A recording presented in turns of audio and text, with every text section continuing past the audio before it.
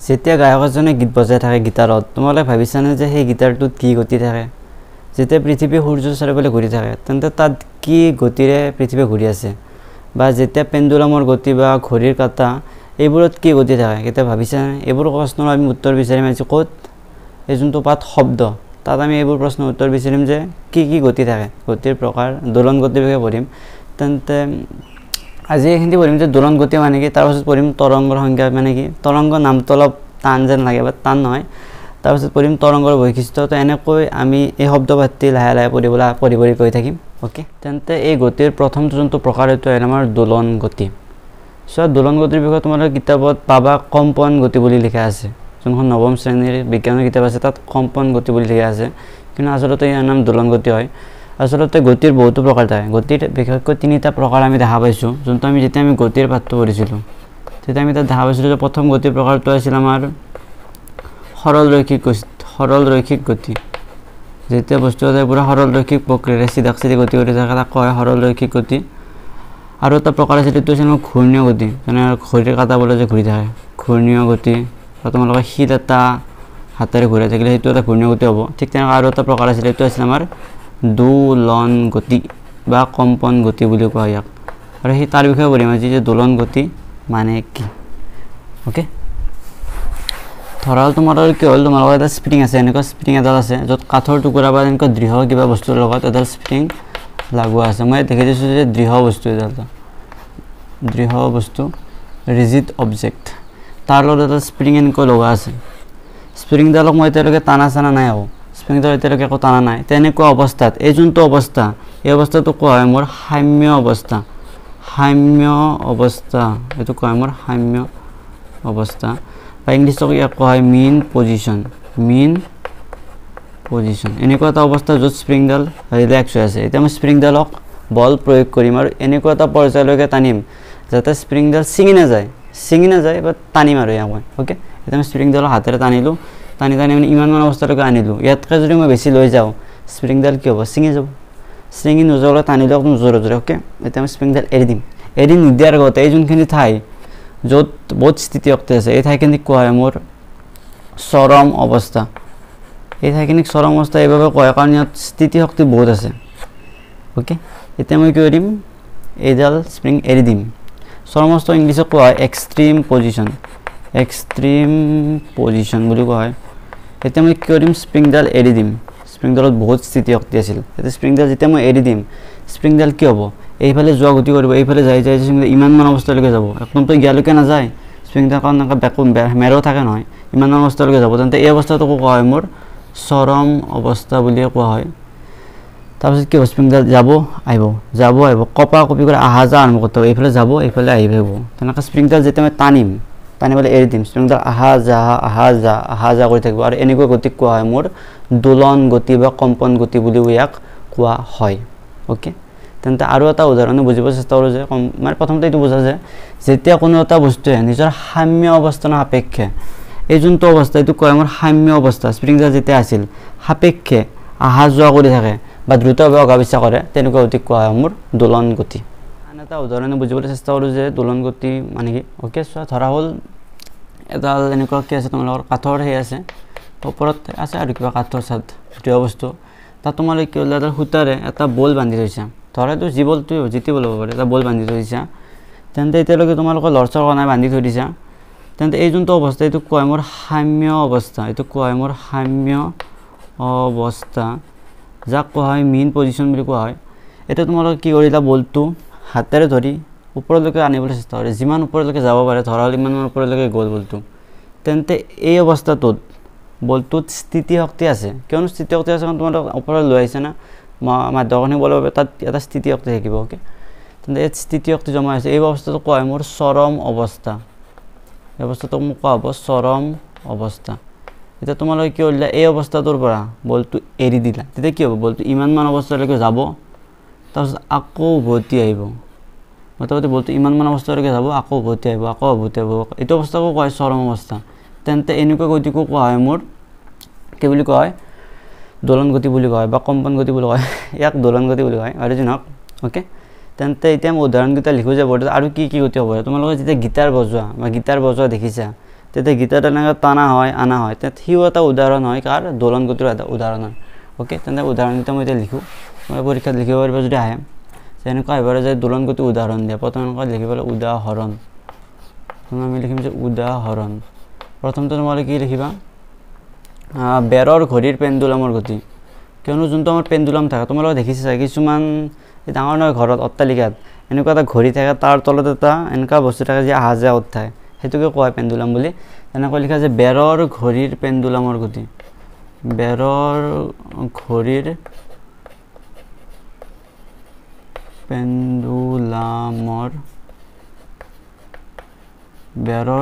পেণ্ডুলামৰ গতি সেকেণ্ডটো তোমালোকে লিখিব পাৰা স্প্ৰিঙৰ সৈতে বা স্প্ৰিঙৰ গতি লিখিব পাৰা এনেকৈ লিখা যে স্প্ৰিঙৰ সৈতে সংলগ্ন হৈ থকা এনেকৈ লিখা যে স্প্ৰিঙৰ সৈতে সংলগ্ন ভৰৰ দোলন ভৰ যিকোনো এটা বস্তু হ'ব পাৰে কিন্তু বস্তুতে ভৰ থাকে ভৰৰ দোলন ওকে তাৰপাছত তোমালোকে লিখিব পাৰা গীটাৰৰ তাৰৰ কম্পনাংক গীটাৰ যে থাকে গীটাৰ য'ত তোমালোকে শব্দ শুনিবলৈ পোৱা এনেকৈ লিখিব পাৰা যে তোমালোকে গীটাৰৰ তাৰৰ কম্পন তাৰ বুলি কয় ইয়াক গীটাৰৰ তাৰৰ কম্পন ওকে তাৰপিছত তোমালোকে দোলনা দেখিছা সেই শিশুবিলাকে যে এনেকুৱা অহা যোৱা কথা দোলনা মানে সৰু থাকোঁতে তোমালোকে কিবা এনেকুৱা দোলনা বনাইছিলা কিবা বস্তাৰি সেই বস্তাত যেনেকৈ আমাৰ অহা যোৱা কৰি থকা বা শিশুবিলাকে পাৰ্কত গ'লে যে অহা যোৱা কৰি থাকে সেইটো কয় দোলনা দোলনা কয় নে কি কয় ভালকৈ গম নাপাব বাট সেইটোক দোলনা বুলি কয় নেকি সেই শিশুসকলে খেলা দোলনাৰ গতি এনেকৈ লিখা যে শিশুসকলে খেলা দোলন সেইবাবেতো ইয়াক দোলনা বুলি কোৱা হয় দোলনাৰ গতি তেন্তে এইকেইটা হ'ল আমাৰ এক্সাম্পল কাৰ উদাহৰণ দোলন গতিৰ ইয়াৰ পাছত বুজিবলৈ চেষ্টা কৰিম যে তৰংগ মানে কি তেন্তে এতিয়া বুজিবলৈ চেষ্টা কৰোঁ যে তৰংগ মানে কি তৰংগ মানে হৈছে ৱেভছ মানে হৈছে ঢৌ সাগৰৰ ঢৌ নহয় বাট এয়া এটা ৱেভছ অ'কে তৰংগ মানে কি অ'কে চ' তৰংগ বুজাৰ আগতে তোমালোকে বুজিব লাগিব যে মাধ্যম কণা মানে কি চ' এতিয়া সেইফালে চব বাদ দিয়া প্ৰথমতে বুজিবলৈ চেষ্টা কৰা যে মাধ্যম কণা মানে কি প্ৰথম বুজিবলৈ চেষ্টা কৰা যে মাধ্যম কণা মানে কি ধৰা তোমালোকে বায়ু দেখিছা বায়ুটো দেখিবাই দেখা নাই এবাৰ অনুভৱ কৰিছা বায়ু পানী এইবোৰ কি থাকে আমাৰ কিছুমান কণা থাকে সৰু সৰু কণা থাকে সেই যোনবিলাক কণা থাকে সেইবিলাক কোৱা আমাৰ মাধ্যম কণা বুলি কোৱা হয় চ' যিকোনো বস্তু কাঠৰ টুকুৰা বায়ু পানী চবতে কি থাকে কণা থাকে আৰু সেই কণাৰ দ্বাৰা কি বস্তুবিলাক গঠিত হয় সেই কণাবোৰক কোৱা হয় মাধ্যম কণা অ'কে মাধ্যম মানে কি যাৰ দ্বাৰা কিবা এটা বস্তু কাৰ্য সম্পাদন হৈছে তাকে কোৱা হয় মাধ্যম বায়ুৰ মাজেৰে পোহৰ আহে তেন্তে পোহৰ কি বায়ু কি এটা মাধ্যম সেইবাবে ইয়াক কোৱা হয় মাধ্যম কণা চ' এনেকুৱা বহুতো মাধ্যম কণা আছে এনেকুৱা বহুতো মাধ্যম কণা আছে বহুতো 10টা 20টামান মাধ্যম কণা আছে কিবা এটা কাৰণৰ ফলত মই প্ৰথম যোনটো মাধ্যম কণা আছে সেই মাধ্যম কণাটোক মই কি কৰিলোঁ এটা গতি প্ৰদান কৰিলোঁ কি গতি প্ৰদান কৰিলোঁ দোলন গতিত কি হয় বস্তুটোৱে নিজৰ সাম্য অৱস্থান সাপেক্ষে অহা যোৱা কৰি থাকে অহা যোৱা কৰি থাকে তাক মই এটা কণাক মাধ্যম কণাক গতি প্ৰদান কৰিলোঁ এতিয়া তোমালোকে এটা কথা শুনিছা যে ইয়াক দেখি সি ৰং পায় কিবা তেনেকুৱা এটা বস্তু যেন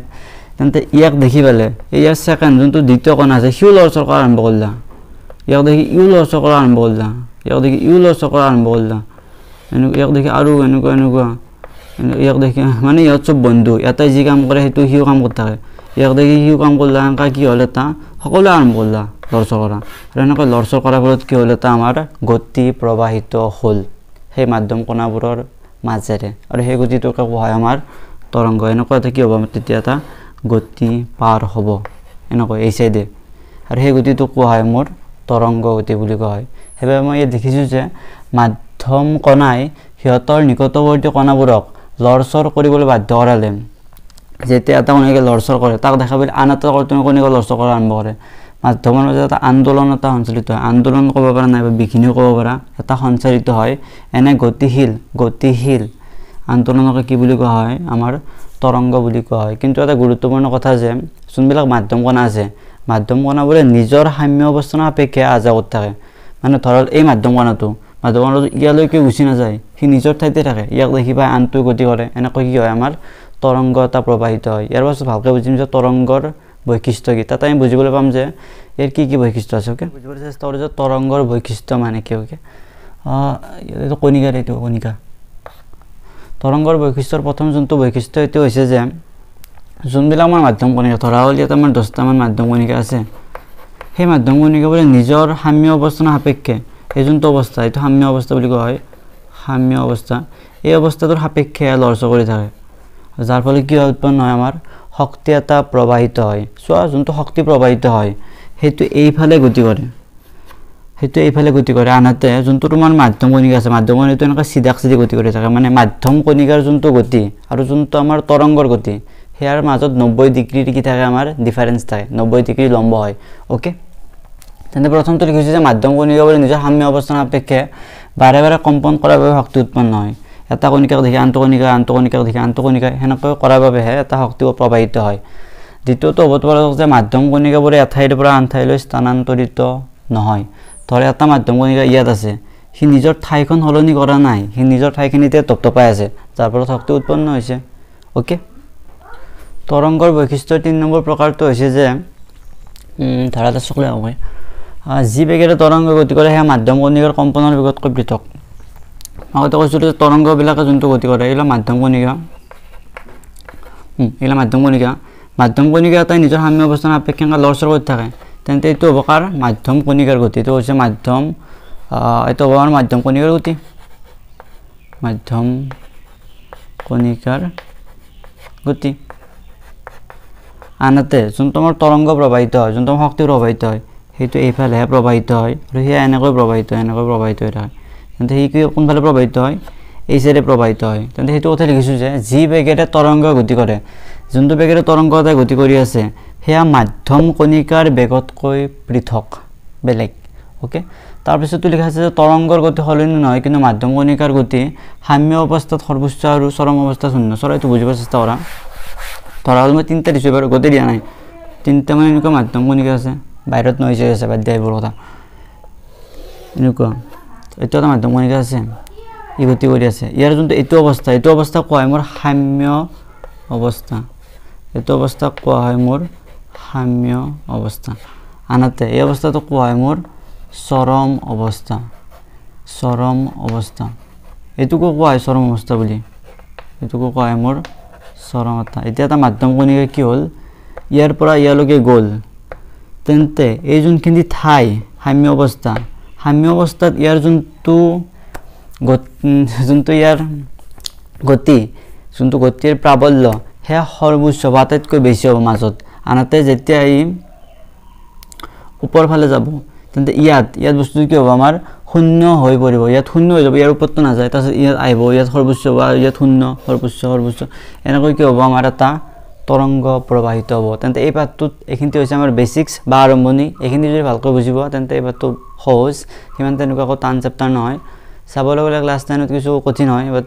যদি এইখিনি ভালকৈ বুজিব তেন্তে এই চেপ্টাৰটো সহজ হ'ব। ইয়াৰ পাছত বুজিবলৈ চেষ্টা কৰিম যে তৰংগৰ প্ৰকাৰ কি, শব্দ, এনেকুৱা কিছুমান বস্তু বুজিব চেষ্টা কৰিম। অ'কে, এইখিনি বুজি পালাতো?